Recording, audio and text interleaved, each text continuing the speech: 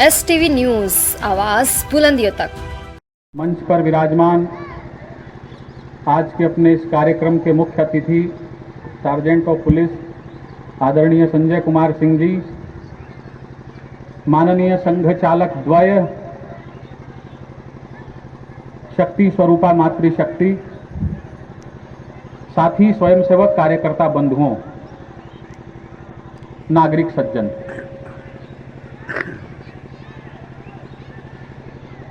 प्रतिवर्ष संघ के स्वयंसेवक होने के नाते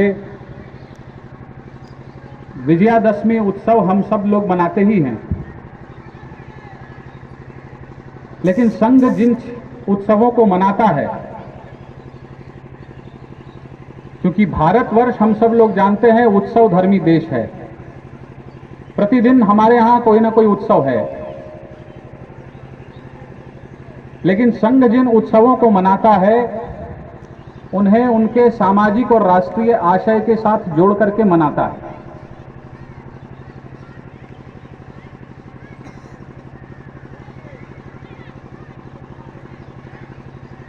एक और सुखद संयोग है हम सभी के लिए। हम सभी लोग जानते हैं कि हमारे संगठन की स्थापना भी आज ही के दिन हुई थी, लेकिन उत्सव मनाने का कारण ये नहीं है। स्थापना करने के लिए डॉक्टर जी के मन में जो दृष्टि थी वो सुस्पष्ट थी और सुनियोजित तरीके से विजयादशमी के दिन ही संघ प्रारंभ हुआ, लेकिन उत्सव इस नाते से हम नहीं मनाते हैं कि संघ की स्थापना हुई इसलिए हम लोग उस दिन उत्सव मनाते हैं, ऐसा नहीं है। तो उसके पीछे कारण दूसरा है।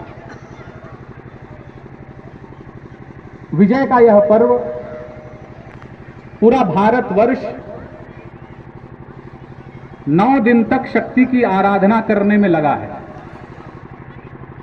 और हम सब लोग भी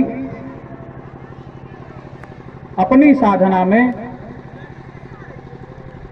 एक आहुति इस राष्ट्र की उन्नति के लिए भी डालते ही होंगे।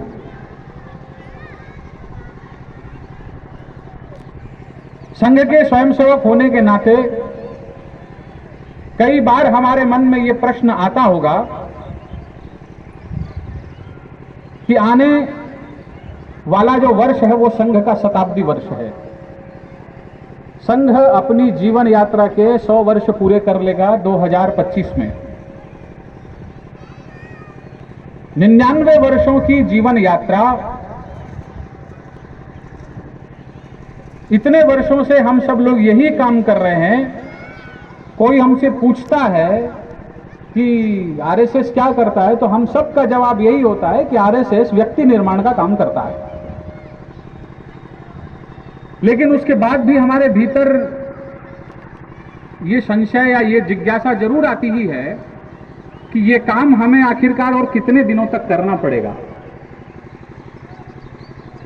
जो लक्ष्य हम सब लोगों के सामने है, जो प्रार्थना में प्रत्येक स्वयंसेवक प्रतिदिन भगवा ध्वज के सामने बोलता है, परम वै भवन नेतु मे तत्स्वराष्ट्रम, इस राष्ट्र को परम वैभव के शिखर पर ले जाना है, उसके लिए हम सब लोग काम कर रहे हैं। तो प्रश्न कभी कभी मन में आता ही है कि और कितने दिन करना पड़ेगा, और ऐसा प्रश्न आना स्वाभाविक भी है। लेकिन जब संघ जीवन यात्रा का इतिहास देखेंगे और संघ स्थापना की पृष्ठभूमि देखेंगे,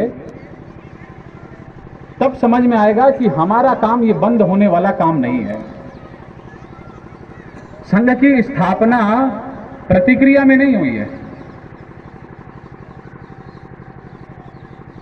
ये बात सत्य है कि जब भारत परतंत्र था उस समय संघ की स्थापना हुई 1925 में, लेकिन प्रतिक्रिया स्वरूप नहीं हुआ।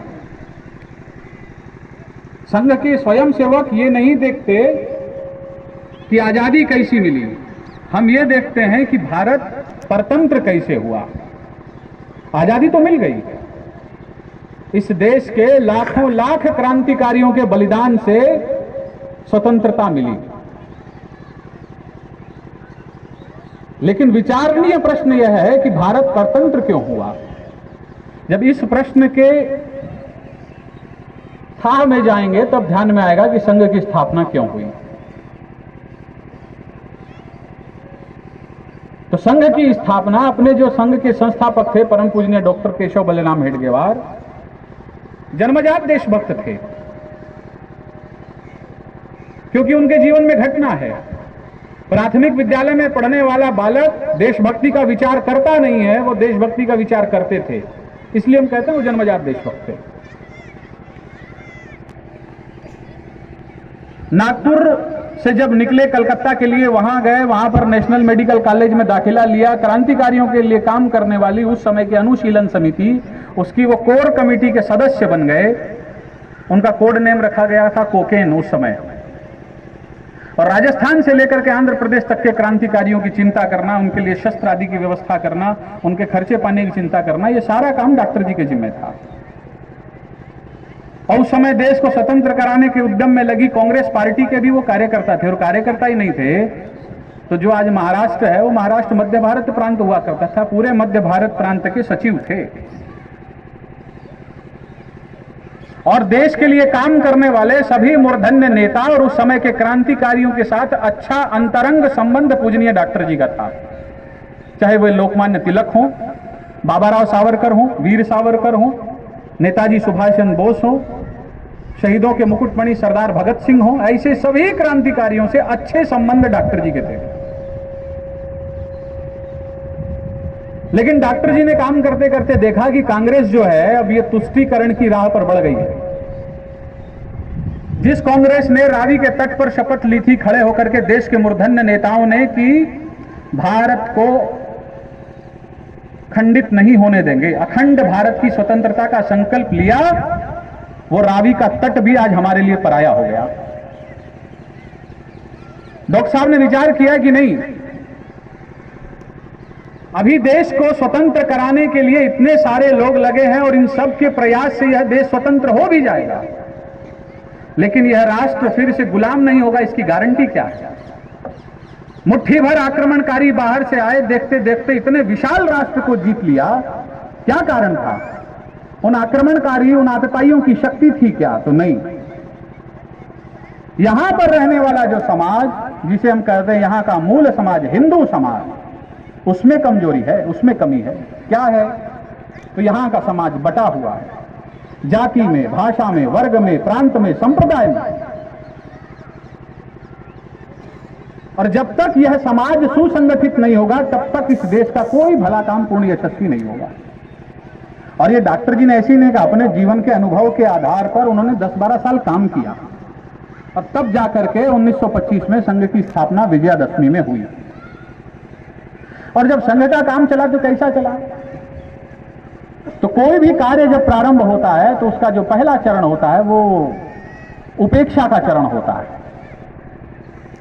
लोगों को लगता है कि अरे समाज में बहुत सारी संस्थाएं, बहुत सारे लोग नया नया काम खड़ा करते रहते हैं। वैसे ये डॉक्टर हेडगेवार भी एक नया संगठन प्रारंभ कर रहा है, इसमें कोई बहुत बड़ी बात नहीं है, इसमें दम नहीं है। तो ये जो चरण था